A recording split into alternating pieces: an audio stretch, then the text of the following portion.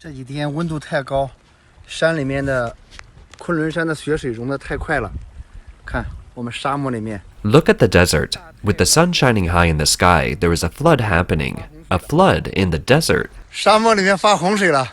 今天因为温度特别高啊。 Today's temperature is particularly high. Snow on the Qinghai mountains is melting, and it may also have rained in the mountains, so the desert is flooding. 沙漠里的洪水啊！你们猜一下，这里面会不会有鱼啊？啊！你看沙漠里面发了洪水。哎呀！ Currently in China, heat, drought, and flooding are occurring simultaneously. In the south, China is experiencing its worst heat in more than 60 years, and China's Central Weather Bureau continues to issue red warnings for high temperatures with a record-breaking heat wave that is expected to last more than a month until August 25th. The area of high temperatures is expanding. According to official Chinese data, over the past month, high temperatures above 35 degrees Celsius have covered 4.5 million square kilometers of China, almost half of the country's total land area. Bear in mind, Chinese official data is usually retouched, and the actual temperatures might be much higher. The prolonged drought has led to serious conditions in the Yangtze River basin, with farmland cracking in many areas. According to the Chinese Ministry of Water Resources, over 12 million mu, or roughly 820,000 hectares of arable land in 6 southern provinces have been affected. Water supply for another 830,000 people and 160,000 head of large livestock is affected by the drought. Official statistics show that since July, rainfall in the Yangtze River basin has decreased by 40% compared to what is typical. It's the lowest rainfall recorded since 1961.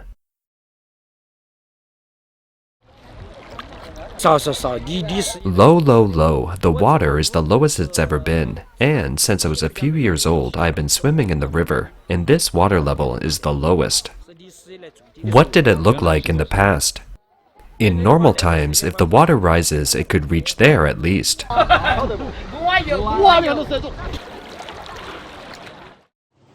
People are also riding motorcycles across the Jialing River, a major tributary of the Yangtze River.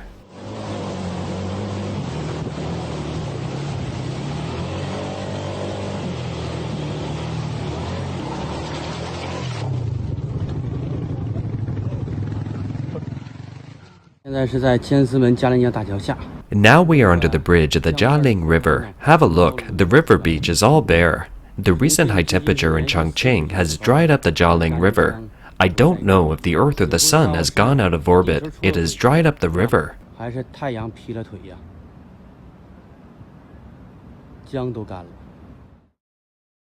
This is a well-known large lake in Jiangxi Province, Poyang Lake.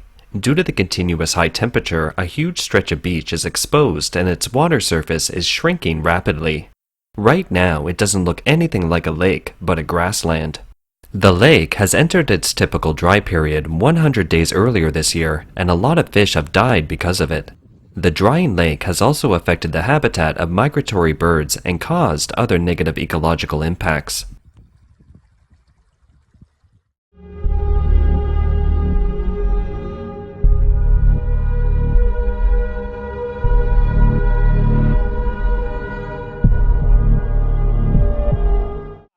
Areas in Sichuan are the most affected by the drought. According to official media reports, in Chongqing, a city located in Sichuan province, 66 rivers have been cut off, 34 districts and counties have suffered from drought, and nearly 24 reservoirs have dried up.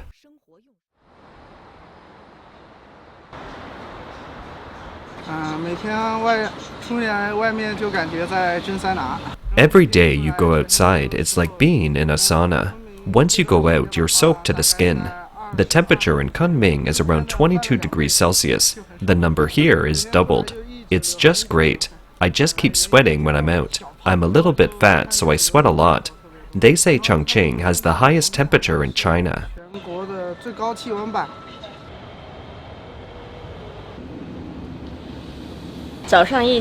Once you wake up in the morning and walk out of your bedroom, it's already extremely hot. For example, when you're cooking breakfast, you will sweat so much. It's impossible to install air conditioner in the kitchen, right? The most severe heat event in 60 years looks a bit like a black swan event. It will cause a chain reaction. All the 6 provinces hit by the drought are among the 13 major grain-producing regions in China, and currently it's the critical period for the formation of grain production in the south. But in many places, fruit trees and crops have been baked dry by the scorching sun.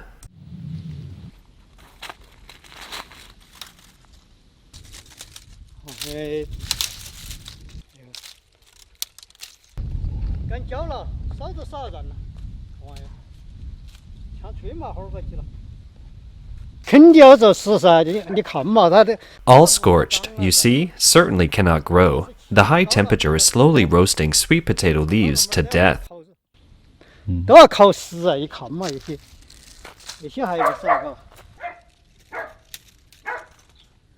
I carry water from the other side to water the crops, but it doesn't survive.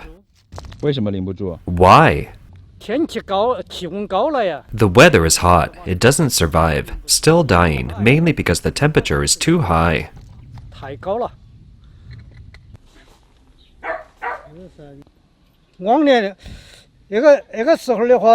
In the past, at this time, August, sweet potato leaves grow very thick. From August to September, sweet potatoes should bloom.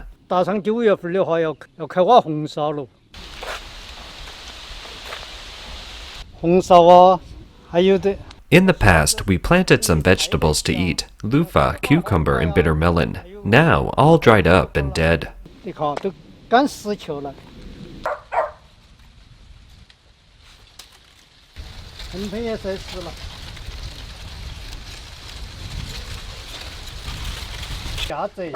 All dried up and dead, nothing left.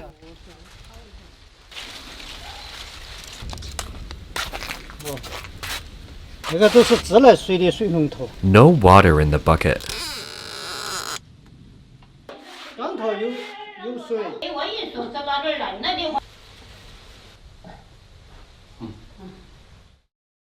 Many peasants in the Yangtze River basin usually rely on mountain streams for irrigation of their fields, but now the streams have dried up, leaving their main crops withered. Several provinces that rely on the Yangtze River for water supply have issued warnings. Authorities of Anhui, a central province, say excessive soil dryness is affecting more than 88,000 hectares of fall crops. The government of Hebei province says 220,000 people in Hebei need drinking water, while 17 million acres of crops have been damaged. Other areas in the central region have declared the summer planting season to be completely ruined. Officials from China's Ministry of Water Resources said due to persistently low rainfall, it may take another 1 to 2 months for water intake and flow in the Yangtze River basin to return to normal. Water flow in the middle and lower reaches of the Yangtze River will remain low in September. Plunging water levels in the Yangtze River have revealed statues believed to be 600 years old. When an outdoor enthusiast heard about the news, he decided to swim out to see the icons.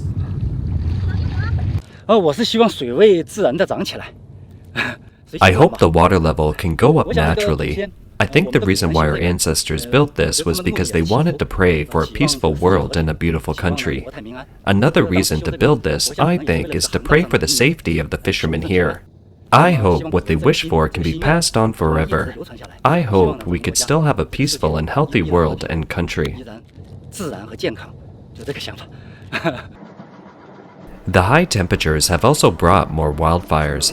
These are the major fires that broke out in Chongqing between August 8th and August 19th.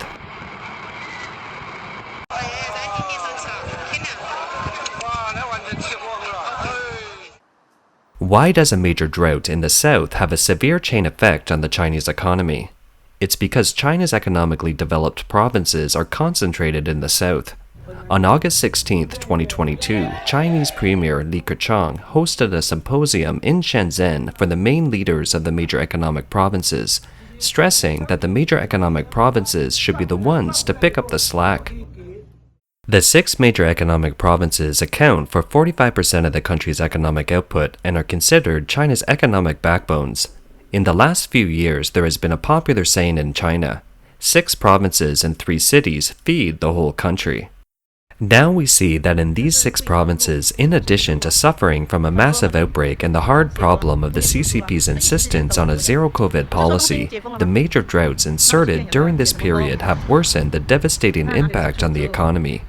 Together, they will make China's economic situation in 2022 rather bleak.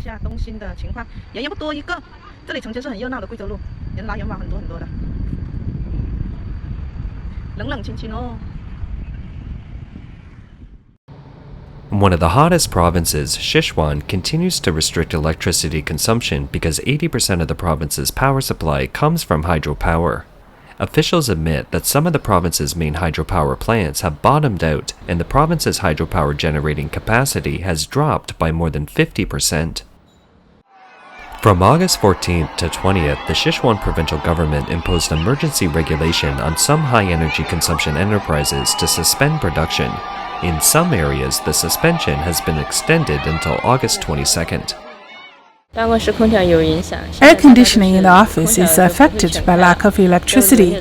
Now we don't keep it running all the time and set the temperature a bit higher. We switch off whatever appliances we can, otherwise high electrical loads may cause breakers to trip or cause power outages.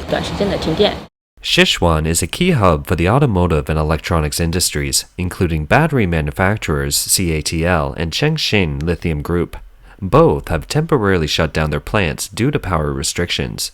A chain effect of this province's power restrictions and shutdowns has now left Shanghai's auto manufacturing industry facing a shortage of spare parts. On August 16th, the Shanghai government sent a letter to Sichuan province urging the latter to support power assurance for key enterprises in Sichuan's auto industry and to reduce the hours of power restrictions during the day. The letter said that Shanghai Automotive Group and Tesla have recently expressed their concern that the power restrictions in Sichuan have prevented key automotive component suppliers from producing sufficient quantities, resulting in shortages of components, thus preventing production of finished vehicles. According to the incomplete statistics of Chinese media, the paper.cn, as of August 16th, more than 20 listed companies have reacted to the impact of power restrictions in Sichuan. Residents in Sichuan province are also experiencing power and water shortages. Friends, take a look at the situation in Sichuan. It's over 40 degrees. There is a power outage here. There is a power outage there. So now the bridge is full of people.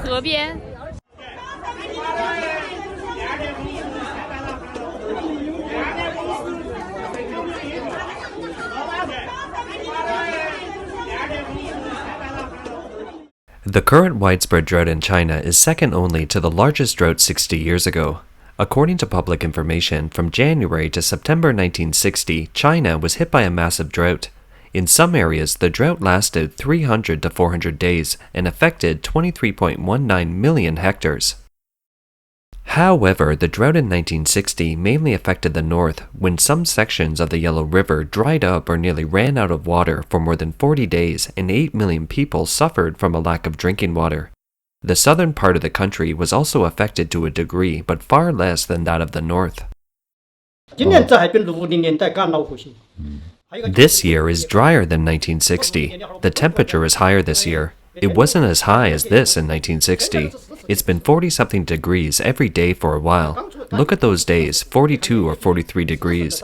The temperature is so high every day. We have to go to work in the morning. In the afternoon, we only stay in the house. We are afraid to go out. What is odd about this year is that the drought is happening in southern China, where it's supposed to be the rainy season. So, what is happening in northern China now? Northern China is experiencing major floods due to heavy rain and other man-made causes such as dams, reservoir releases, and poor urban drainage facilities. China Central Television reported that as of the evening of August 19th, 19 people have been killed and 12 are still missing in the flooding in northwest Qinghai province, and rescue efforts are still underway. The actual situation should be worse, as local villagers told overseas Chinese media that many people were washed away, and there was a family of 6 that had only 2 survivors and the remaining 4 are missing.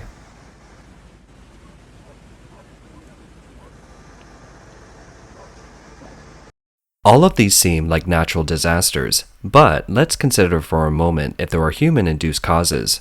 Under communist rule, China's economic infrastructure, such as power, water, and environmental protection, have been so poorly managed that it's seriously interfering with economic security and putting people's lives at risk. For a long time, the CCP has not focused its attention on the problems that should be addressed.